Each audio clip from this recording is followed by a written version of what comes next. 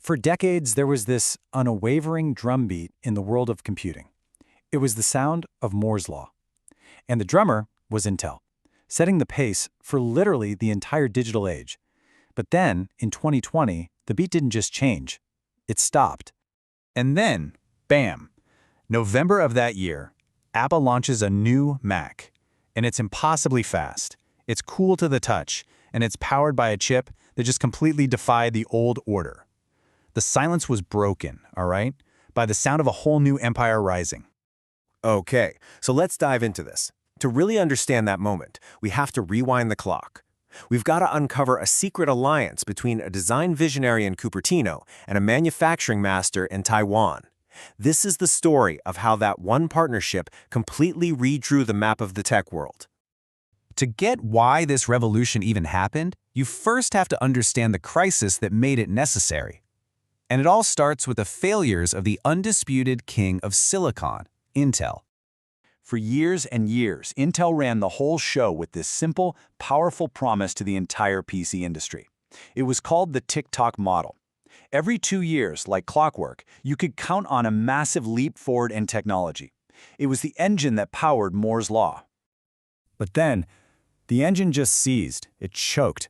Intel's super-ambitious 10-nanometer process turned into a catastrophic failure, falling years and years behind schedule.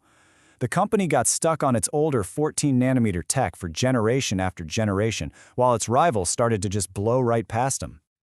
Now, for a company like Apple, this wasn't just some minor headache. It was a full-blown strategic disaster.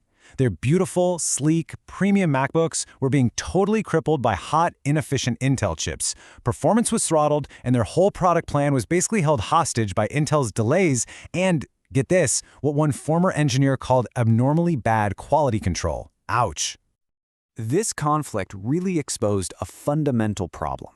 See, Apple sells a complete, integrated experience. Intel sells components. While Apple was obsessed with the total user experience, the thermals, the battery life, the design, Intel was laser-focused on one main thing: raw clock speed.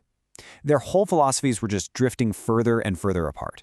So, how did Apple escape this trap? Well, the story of their big breakup with Intel actually starts with a single, massive strategic blunder Intel made about a decade earlier. Let's just look at the timeline here. Back in 2005, Intel actually turned down the chance to make the chip for the very first iPhone. Why? They thought the price was too low and the volume wouldn't be there.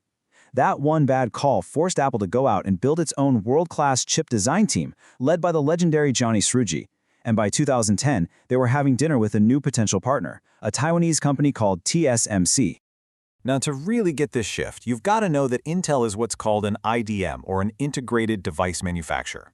It just means they design and they manufacture their own chips. It's a model that gives them total control, sure, but it also means they're a product company, first and foremost.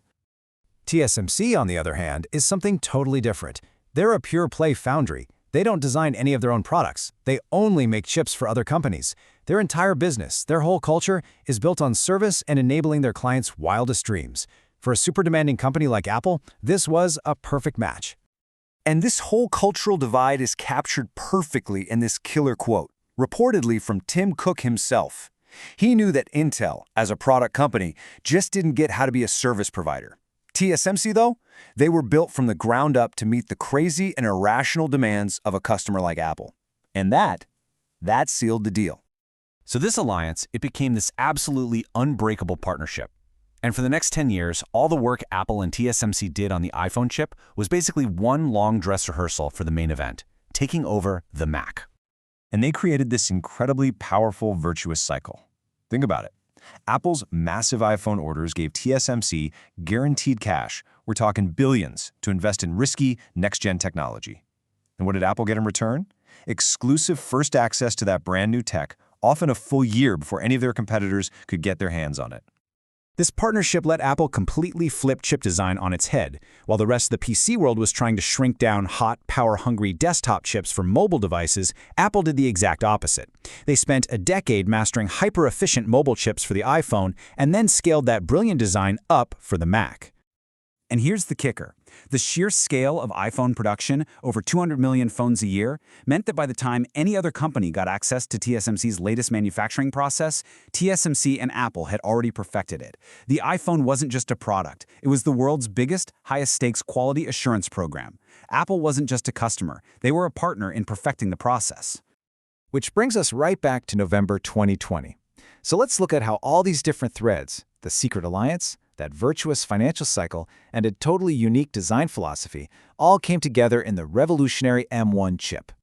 At its heart, the M1 is a system on a chip, or an SoC. The best way to think about it is like putting your computer's brain, its graphics engine, and its memory all onto a single piece of silicon. By putting all those components right next to each other, data travels millimeters instead of centimeters. That tiny change creates a massive boost in both speed and power efficiency. But maybe the real masterstroke was something called unified memory. In a normal computer, the processor and the graphics card have their own separate pools of memory, and they waste tons of time and energy just copying data back and forth.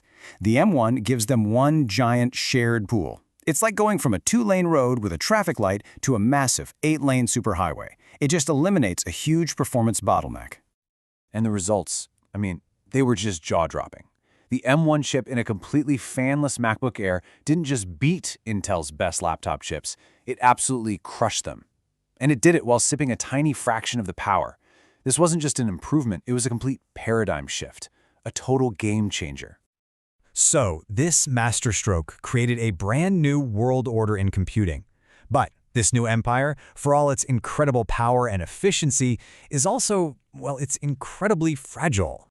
Here's why. Today, over 90% of the world's most advanced logic chips, the brains inside every smartphone, every server, every modern car, are made in one place, Taiwan.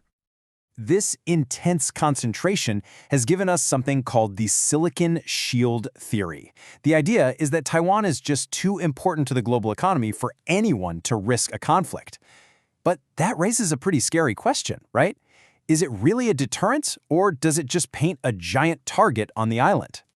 And so, the very partnership that gave Apple this incredible control over its own destiny has also placed the fate of our entire digital world on a single geopolitical fault line. And that leaves us with one final, vital question.